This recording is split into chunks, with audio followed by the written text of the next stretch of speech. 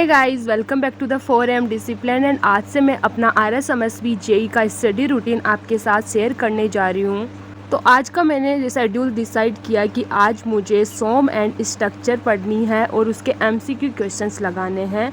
So guys, मैंने decide किया कि मैं पहले सॉम पढ़ूंगी, क्योंकि पता है सॉम थोड़ा ज़्यादा वेटेज रखता है और सॉम का सिलेबस भी कुछ ज़्यादा ही है।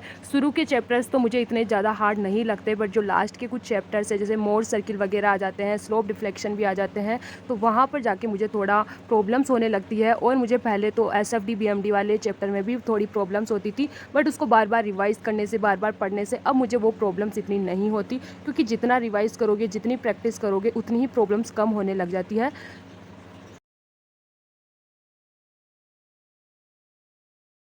तो कुछ चीज़ें ऐसी होती है ना कि जिनसे डायरेक्ट क्वेश्चन बन सकता है और वो बार बार पढ़ने से याद रहती है, भूल जाते हैं। तो ऐसी चीज़ें मैं एक ही नोटबुक में लिख लेती हूँ कि सारी चीज़ें एक जगह मिल जाए और इजीली हम वहाँ से पढ़ सकें और लर्न कर सकें। लगभग 2-3 घंटे की स्टडी के बाद में देखा कि बोतल खाली है। फिर मैं नीचे गई, नीचे से बोतल भर के लाई, फिर अगेन अपने स्टडी रूम में आ गई।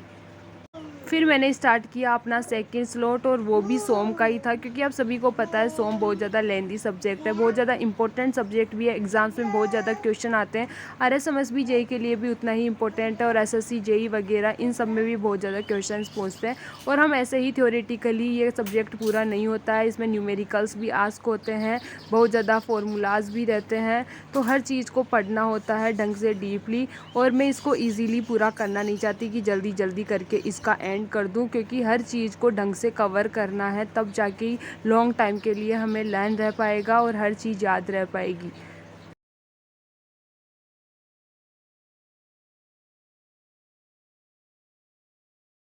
एंड लगभग आधे से ज़्यादा चैप्टर मेरे कंप्लीट हो चुके थे। उसके बाद में मैं नीचे चली गई चाय बनाने के लिए, क्योंकि रोज़ चाय बनाने का काम मेरा ही होता है। दोपहर में हम सब चाय बनाकर पीते हैं।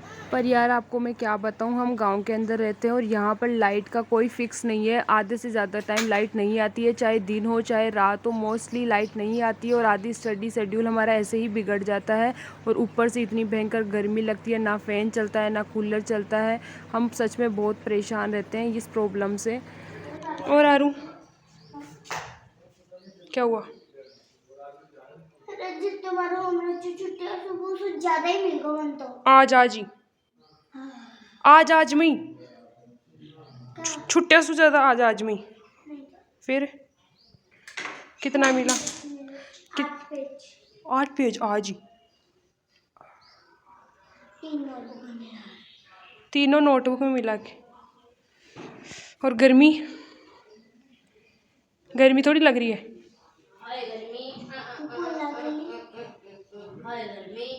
लाइट लाइट नहीं आ रही है? और ये भाई साहब, कभी पढ़ लिया करो आप भी, खाने पीने से ही फुर्सत नहीं है, हैं? तो दोस्तों, आज हम आपको बनाना सिखाएंगे सकंदी। चक्कू कट गयो।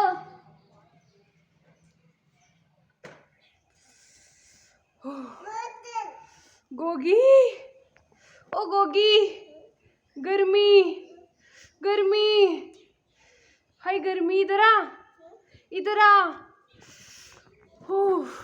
गोगी इधर आ, ले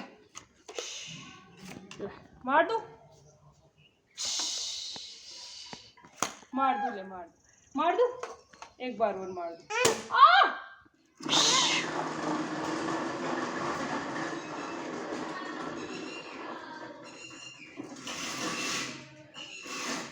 बेच, ओ तेरी, ओ तेरी, ओ तेरी। बेटा बैठ जा। नहीं, बैठना नहीं है।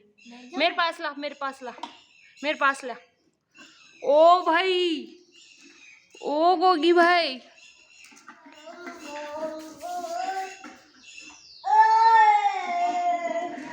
आलू टूट जाएगी, उठ जाओ, टूट जाएगी, टूट जाएगी। खड़ा हो, अरे खड़ा कर दे इसको।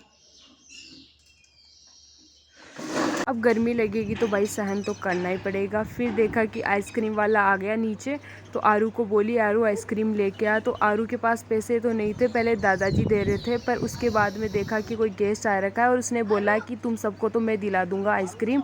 तो आरू ने सबके लिए आइसक्रीम ले ली। उसने देखा कि बुआ भी है तो मेरे लिए भी ले ली।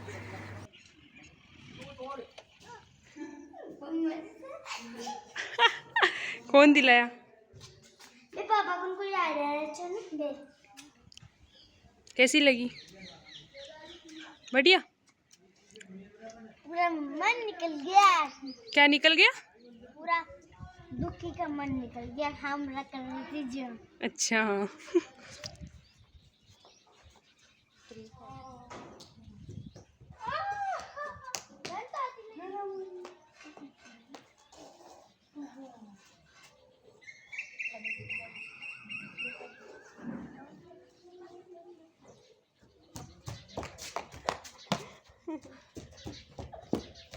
ले खा ले, तू भी खा ले। अब आइसक्रीम खाने के बाद सोचा भाई वापस बैठ जा पढ़ने को। तो भाई रूम में गई पढ़ने के लिए, अपनी टेबल भी रखी, बट भाई नहीं हो पाया। इतनी भयंकर गर्मी लग रही थी, चाहे खिड़कियाँ भी खोल ली मैंने, बट यार नहीं हो पाया, वहाँ बैठा ही नहीं जाता हमसे।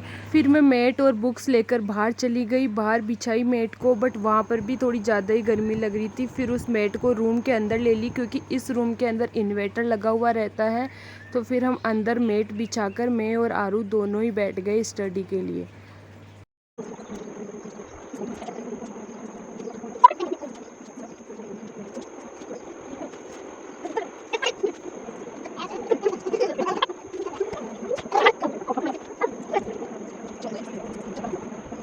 बार बार रिकॉर्ड करने के बाद मेरा फ़ोन डिस्चार्ज हो गया। देन मैंने अपने फ़ोन को चार्जिंग पे लगा दिया। फ़ोन चार्ज होने के बाद देखा कि लाइट आ गई। लाइट आते ही मैंने तो कूलर चलाया, फिर जाके थोड़ा आराम मिला। फिर अगेन अपनी स्टडी यहीं पर स्टार्ट कर दी।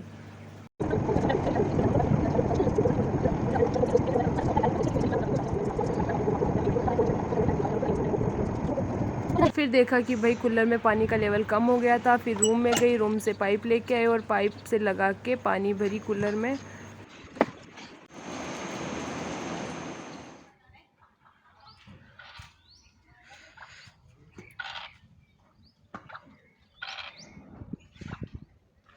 अब शाम का खाना जल्दी ही खाकर मैं चली जाती हूँ अपनी छत पर और स्टार्ट कर देती हूँ day 1 of 30 days pushup challenge.